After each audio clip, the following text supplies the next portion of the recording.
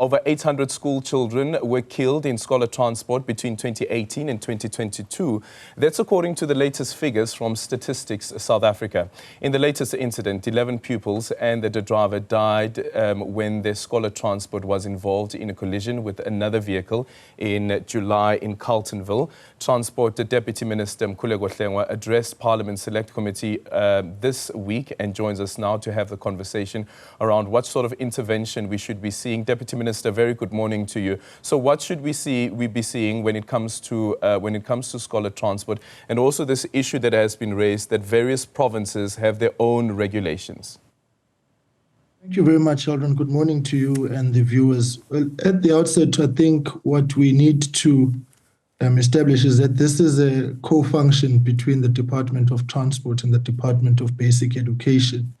And one of the first things that we have done in this new administration, I've met with Minister Mkhuleko, the Minister of Basic Education, to actually ensure the revival and functionality of the National Interdepartmental Committee between the Department of Transport and the Department of Basic Education, which will then cascades down to the provinces, with a view to, one, review the learner scholar transport program in its entirety, and secondly, to engage the various program and provinces on the key issue of standardization of regulations, norms, and standards, and also the location of this function, which is administered in provinces. As I speak now, the scholar transport program is in 4 provinces administered by the Department of Transport, which is Northwest Mpumalanga, Eastern Cape, KwaZulu-Natal,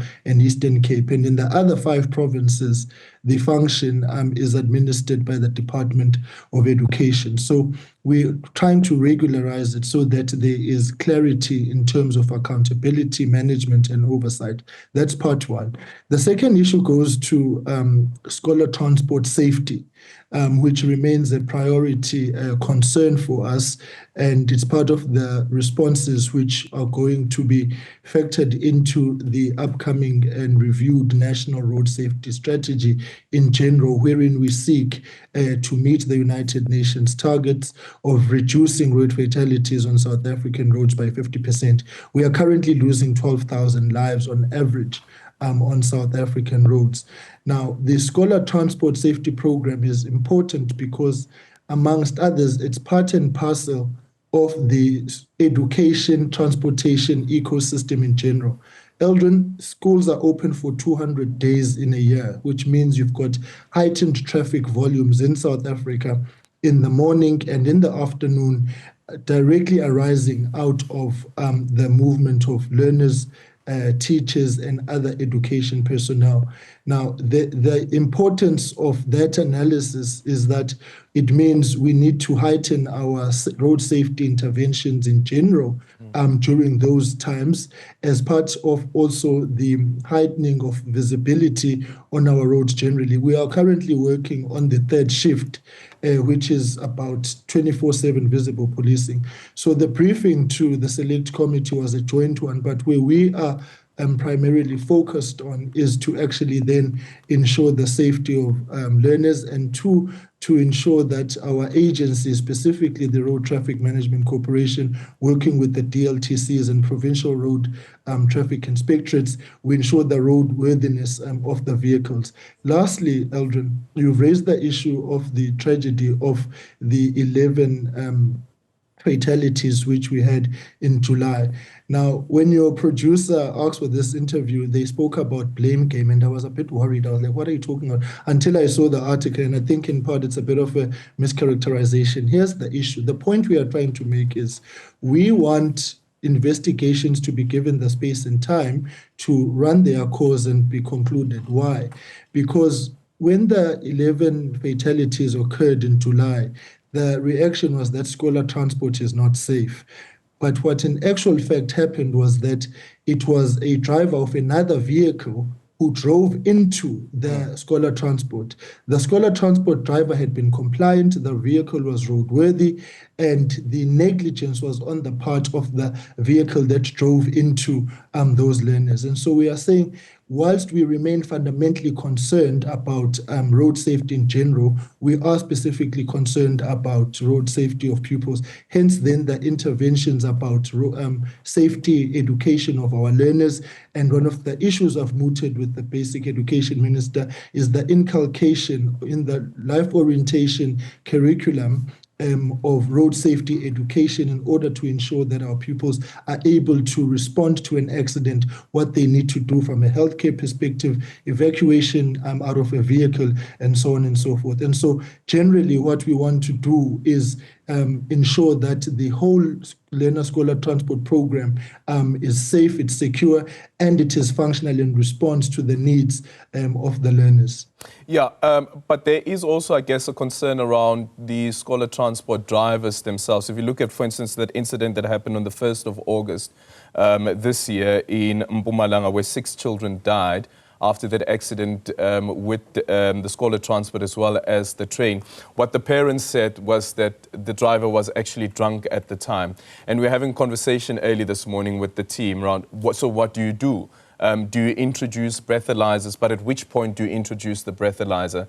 Because the scholar transport driver would be coming from whichever depot or coming from his home. At which point should there be a breathalyzer? But how do we ensure that we have the right people and they're fit and proper to be behind that wheel while transporting children? Well, that is the additional aspect of the work, which is ensuring that you've got the right drivers behind the steering wheel who understand, one, that they are carrying students and learners at times whom are very, very young.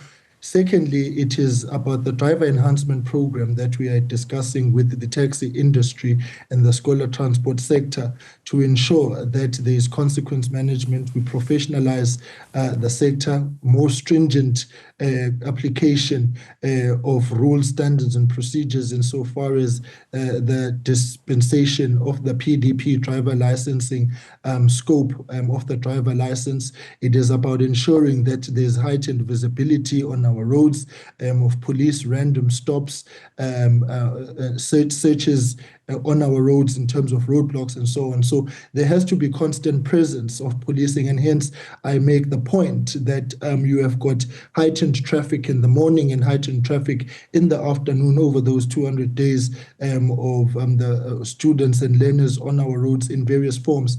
And so the aspect that you raise about driver discipline is of critical importance, and this is across the spectrum. And one of the pillars of the revised National Road Safety Strategy that we're going to be rolling out is around driver behavior. And so part of the issues we're raising is don't drink and drive, don't drink and jaywalk, because what we are seeing is that in large part our accidents are arising out of driver reckless behavior. And so there is a key focus on driver discipline in what we want to do, and also to give the schools themselves a level of authority in terms of assessing drivers as and when they pick up children or drop off children. And so there has to be training from an observation point of view generally. I mean, you can to empower teachers to make discretionary decisions about whether they are comfortable about children continuing. So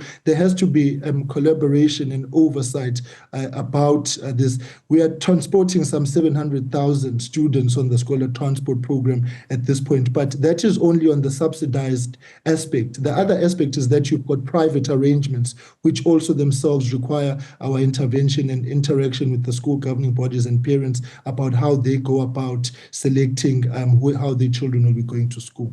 Thank you so much for your time, Deputy Minister for Transport, Mkhuleko Hlengwa, on some of the intervention that is required when it comes to scholar transport. It's now time.